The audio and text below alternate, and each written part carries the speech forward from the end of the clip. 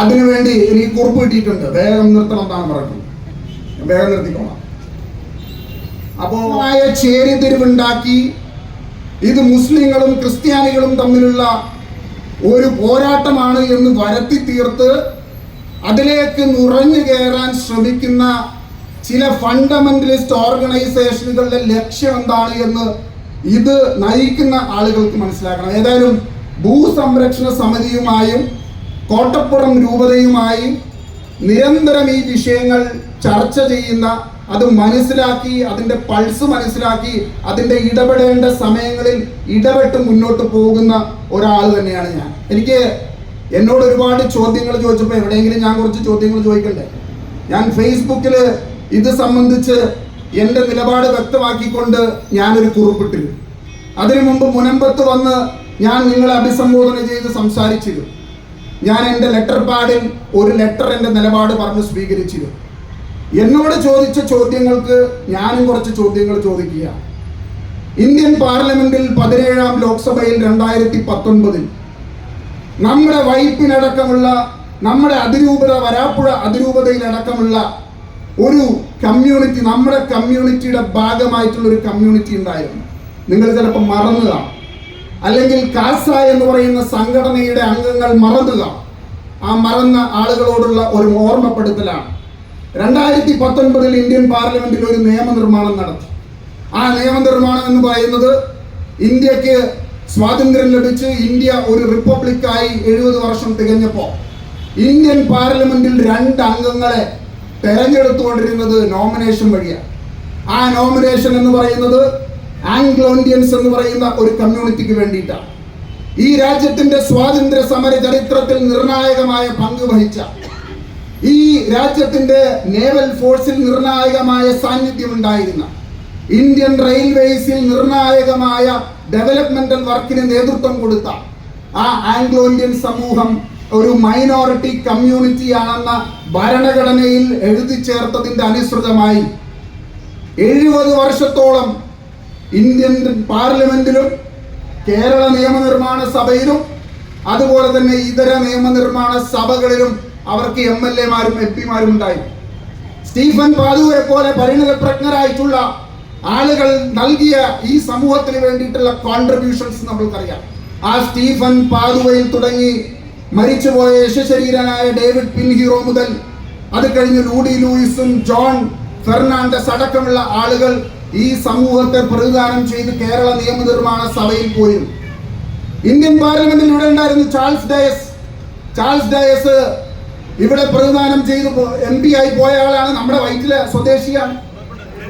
Kannur Richard ഹേ 2014 മുതൽ 19 വരെ BJP സർക്കാർ ഉണ്ടായിരുന്ന സമയത്ത് BJPയുടെ പ്രതിനിധിയായി ഇന്ത്യൻ പാർലമെന്റിൽ ശബ്ദമുയർത്തിയ ആളാണ് റിച്ചാർഡ് ഹേ. ഞങ്ങൾ സ്വാഗതം ചെയ്തല്ലോ. ആംഗ്ലോ ഇന്ത്യൻ സമൂഹത്തിന് ഉണ്ടായിരുന്ന ഭരണഘടനാപരമായ അവരുടെ അവകാശങ്ങൾ കവർന്നെടുത്തത് എന്ത് പറഞ്ഞിട്ടാണെന്നറിയോ? ഇന്ത്യയിൽ 296 ആംഗ്ലോ ഇന്ത്യൻസ് ആണ്. ഇവിടെ ഒരു വാർഡിൽ വൈപ്പിൽ ഉണ്ടാവുമല്ലോ അതിനേക്കാൾ കൂടുതൽ ആംഗ്ലോ ഇന്ത്യൻസ്. ആ ആംഗ്ലോ ഇന്ത്യൻ കമ്മ്യൂണിറ്റിയുടെ ഭരണഘടനാപരമായ അവകാശങ്ങൾ കവർന്നെടുത്തിട്ട് ഈ സർക്കാർ തന്നെ, BJP ഭരിക്കുന്ന സർക്കാർ തന്നെയാണ് അതിനുവേണ്ടി എനിക്ക് കുറിപ്പ് കിട്ടിയിട്ടുണ്ട്. വേഗം നിർത്തണം എന്നാണ് പറയുന്നത്. വേഗം നിർത്തിക്കോളാം. അപ്പോ ഞാൻ പറഞ്ഞു വന്നത് ഏതായാലും ഏകദേശം കാര്യങ്ങൾ മനസ്സിലായിട്ടുണ്ടാവും ഞാൻ കരുതുകയാണ്. മറ്റൊന്നുമല്ല, നിങ്ങൾ വീഴരുത്. ഈ നിയമം പാസാക്കിയാൽ ചെറായിലെയും മുരമ്പത്തെയും എല്ലാം പ്രശ്നങ്ങൾ പരിഹരിക്കും എന്ന് ഞാൻ കരുതുന്നില്ല. കാരണം അതിന് കൂടുതൽ ക്ലാരിഫിക്കേഷൻ ആ നിയമത്തിന്, അതൊരു റോബസ്റ്റ് ലോ ആയിട്ട് വന്നാൽ മാത്രമേ നമ്മൾക്ക് ഈ പ്രശ്നങ്ങൾക്ക് ശാശ്വതമായ ഒരു പരിഹാരം ഉണ്ടാക്കാൻ സാധിക്കൂ. ഇതുപോലെ തന്നെയാണ് വിഴിഞ്ഞത്തും. ഞാൻ മണിപ്പൂർ പോയ ആളാണ്.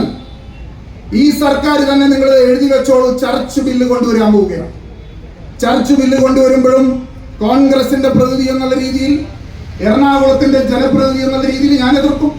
കാരണം ചർച്ച് ബില്ലിൽ വരാൻ പോകുന്നത് ചർച്ചുകളുടെ ഓഡിറ്റാണ്. ചർച്ചുകളിൽ നടത്തുന്ന സഞ്ചി പിരിവടക്കം ഓഡിറ്റ് ചെയ്യാൻ പോകുമ്പോൾ അതിൽ മറ്റ് റവന്യൂ ഉദ്യോഗസ്ഥര് ആ കമ്മിറ്റികളിലേക്ക് കടന്നു വരണമെന്ന് പറയുമ്പോൾ അവിടെയും ഞാൻ എതിർക്കും. സ്വാഭാവികമായിട്ടും എൻ്റെ പാർട്ടിയും ഈ രാജ്യത്തെ ന്യൂനപക്ഷ വേട്ടയെ എതിർക്കുമെന്നുള്ള കാര്യത്തിൽ യാതൊരു തർക്കവുമില്ല. മണിപ്പൂര് ഞാൻ നേരിട്ട് പോയ ആളാ. ഞാൻ പറഞ്ഞു വന്നത് മൈനോറിറ്റി കമ്മ്യൂണിറ്റിക്കെതിരെയുള്ള സംഘപരിവാർ RSSന്റെ അജണ്ടയിൽ നിങ്ങൾ വീഴരുത് എന്ന് മാത്രമാണ്. ഞാനിത് പറഞ്ഞില്ല എങ്കിൽ ചിലപ്പോൾ എനിക്ക് പറയാൻ സാധിച്ചില്ല എന്ന് വരും. എനിക്കെതിരെ ഒരുപാട് ഭീഷണികൾ വരുന്നുണ്ട്. കഴിഞ്ഞ കുറേ ദിവസങ്ങളായി ഈ പറയുന്ന ഫേസ്ബുക്കിലും വാട്സപ്പിലും എൻ്റെ ഭാര്യക്കടക്കം എൻ്റെ കുടുംബത്തിനടക്കം വലിയ തോതിലുള്ള ഭീഷണി വരികയാണ്. അതൊന്നും കുഴപ്പമില്ല. പക്ഷേ ഇതും കൂടി കേൾപ്പിച്ച് ഞാൻ അവസാനിപ്പിക്കുകയാണ്.